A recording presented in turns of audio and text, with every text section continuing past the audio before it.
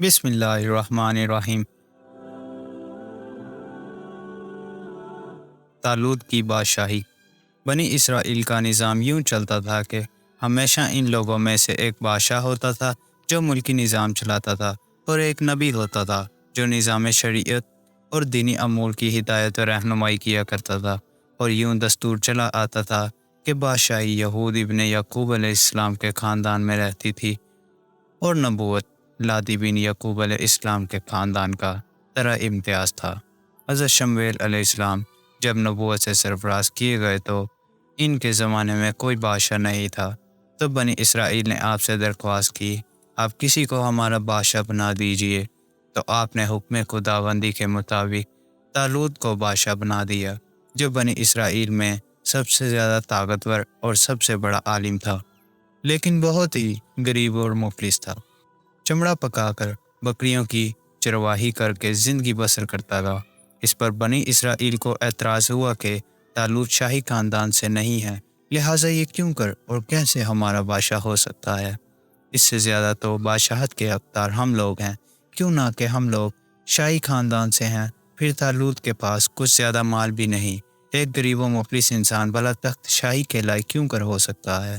بنی اسرائیل کے ان اعتراض کا جواب دیتے ہوئے حضرت شمویل علیہ السلام نے یہ تقریر فرمائی کہ اسے اللہ نے تم پر چن لیا، اور اسے علم اور جسم میں کشادگی زیادہ دی، اور اللہ اپنا ملک جسے چاہے دے، اور اللہ وصیت والا، علم والا، اور ان کے نبی نے فرمایا، اس کی بادشاہی کی نشانی یہ ہے کہ آئے تمہارے پاس تابوت جس میں تمہارے رب کی طرف سے دلوں کا چین ہے۔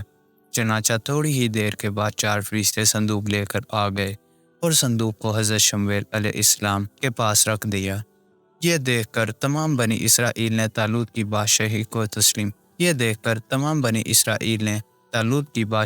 تسلیم کر لیا، اور آپ نے بادشاہ بن کر نہ صرف انتظام ملک سنبھالا، بلکہ بنی اسرائیل کی فوج بھرتی کر کے قوم عمالقہ کے کفار سے جہاد بھی فرمایا۔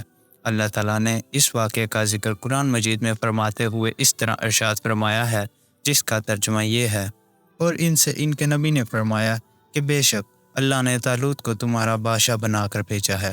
بولے، اسے ہم پر بادشاہی کیوں کر ہوگی، اور ہم اس سے زیادہ سلطنت کے مستحق ہیں، اور اسے مال میں بھی وصیت نہیں دی گئی۔